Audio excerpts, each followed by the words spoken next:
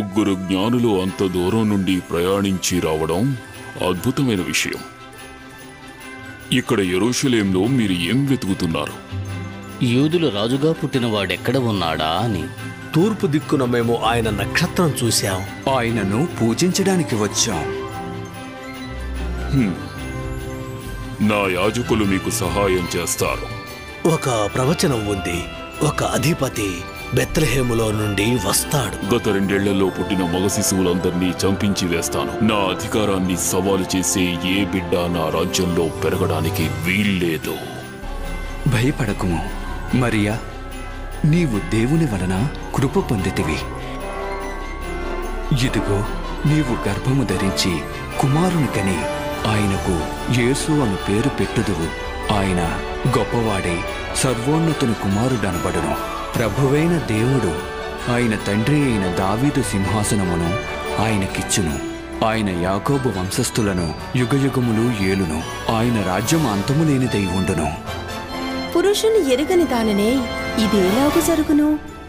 పరిశుద్ధాత్మ నీ మీదికి వచ్చును. సర్వోన్నతుని శక్తి నిన్ను కమ్ముకొనును. గనుక పుట్టబోవు శిశువు పరిశుద్ధుడై దేవుని కుమారుడనబడును.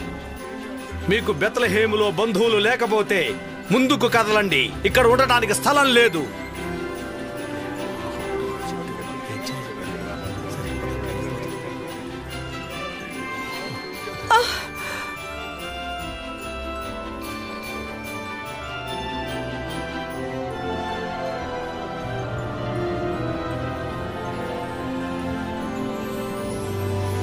యోసేపు గారు, మరియకు శిశువుకు జరుగుతున్నదంతా చూస్తుంటే మీకు ఆందోళనగా లేదా? దేవునికి ఒక ప్రణాళిక ఉంది. యోసేపు, ఒకవేళ మీరు అనుకున్నది తప్పైతే, అంటే దేవుడు సాయం చేయకపోతే? నీవు విన్నావుగా, ఆయన మరియతో తన కుమారుడు యాకోబు సంతానాన్ని యుగయుగాలు ఏలుతాడని, ఆయన రాజ్యానికి అంతం లేదని. ఈ ప్రయాణికులతో అసలు ఎక్కడా స్థలం లేదు. నాకు పెరట్లో ఒక పశువుల పాక ఉంది. దానికి ఒక కప్పు, 4 గోడలు ఉన్నాయి.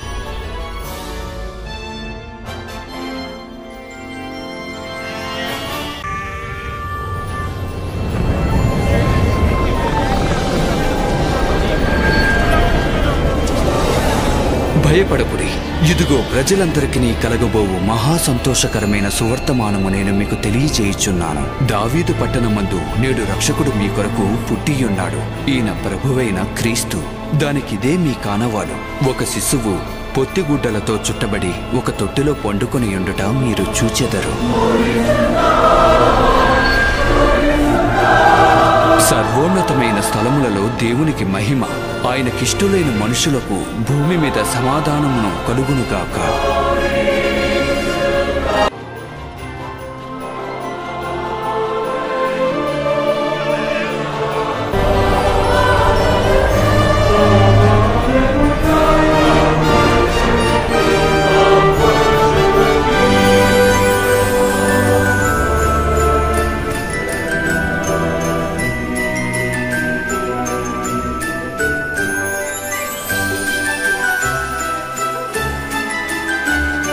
ఇందులో ప్రేమ ఉన్నది.